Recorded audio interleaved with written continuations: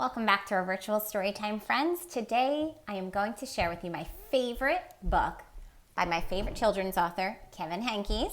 We read Chester's Way. You'll remember that.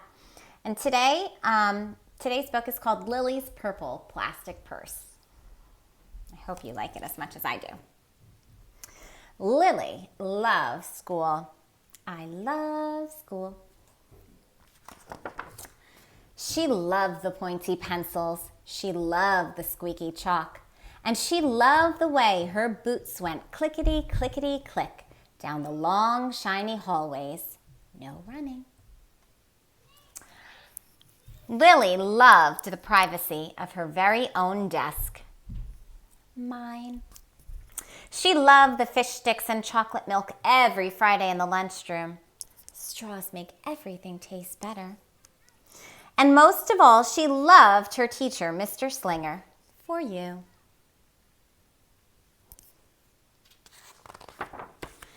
Mr. Slinger was as sharp as a tack. He wore artistic shirts. He wore glasses on a chain around his neck, and he wore a different colored tie for each day of the week. Wow, said Lily. That was just about all she could say. Wow. Instead of greetings, students, or good morning, pupils, Mr. Slinger winked and said, howdy. He thought that desks and rows were old-fashioned and boring. Do you rodents think you can handle a semicircle? And he always provided the most tasty snacks, things that were curly and crunchy and cheesy. I want to be a teacher when I grow up, said Lily. Me too, said her friends Chester and Wilson and Victor. At home, Lily pretended to be Mr. Slinger.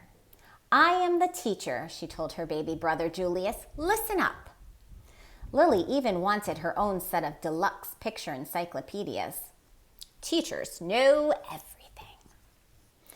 What's with Lily? Asked her mother.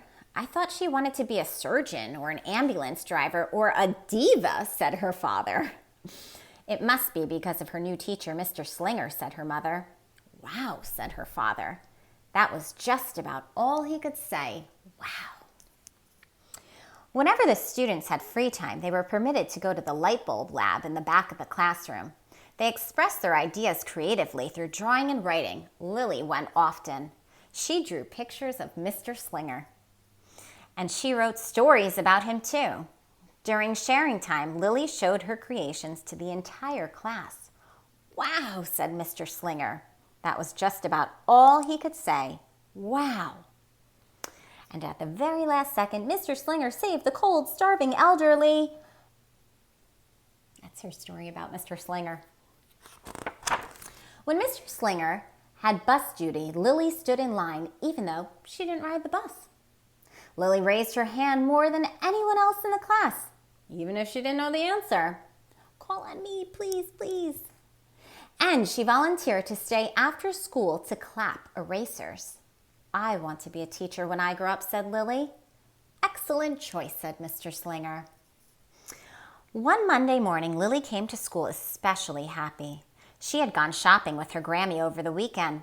Lily had a new pair of movie star sunglasses, complete with glittery diamonds and a chain like Mr. Slinger's. She had 3 shiny quarters, and best of all, she had a brand new purple plastic purse that played a jaunty tune when it opened.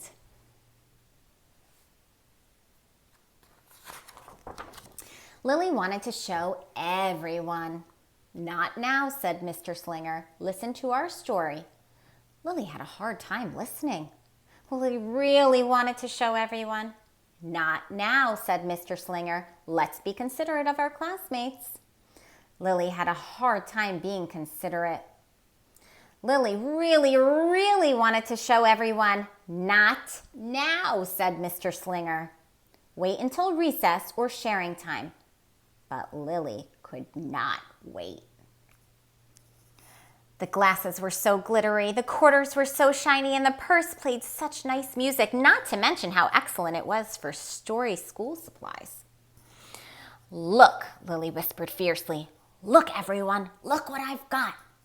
Everyone looked, including Mr. Slinger. He was not amused. "I'll just keep your things at my desk until the end of the day," said Mr. Slinger. "They'll be safe there, and then you can take them home."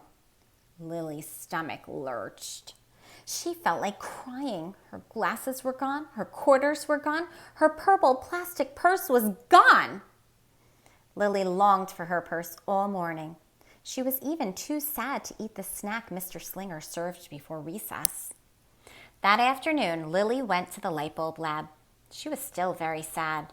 She thought and she thought and she thought, and then she became angry. She thought and she thought and she thought some more, and then she became furious. She thought and she thought and she thought a little bit longer, and then she drew a picture of Mr. Slinger.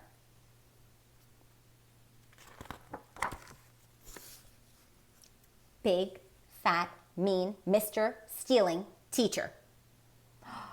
Claws. Thief. Bad. Bad.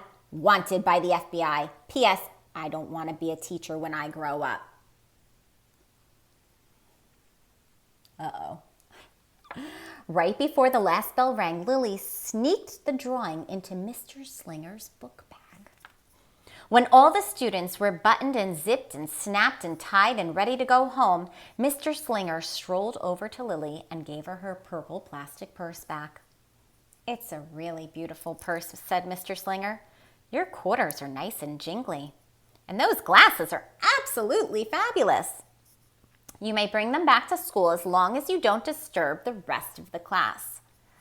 "I do not want to be a teacher when I grow up," Lily said as she marched out of the classroom. On the way home, Lily opened her purse. Her glasses and quarters were inside, and so was a note from Mr. Slinger. It said, "Today was a difficult day. Tomorrow will be better." There was also a small bag of tasty snacks at the bottom of the purse. Lily's stomach lurched. She felt like crying. She felt simply awful. Lily ran all the way home and told her mother and father everything. Instead of watching her favorite cartoons, Lily decided to sit in the uncooperative chair. "I'll stay here for 1,000,000 years for Mr. Slinger. Why does everything always happen to me? 1051, 1052, 1059. That night, Lily drew a new picture of Mr. Slinger, and wrote a story about him too.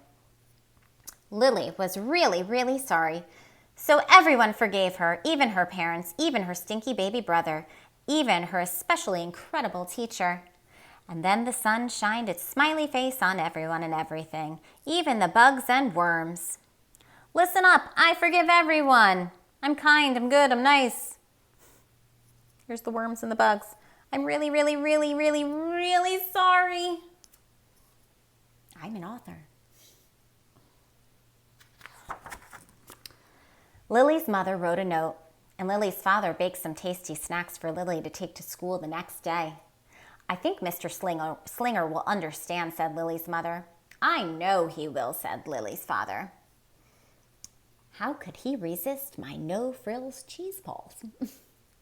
The next morning, Lily got to school early. "These are for you," Lily said to Mr. Slinger, "because I'm really, really, really, really, really, really, really, really, really, really, really, really sorry."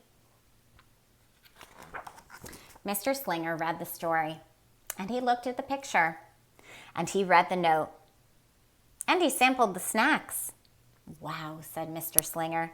That was just about all he could say. Wow.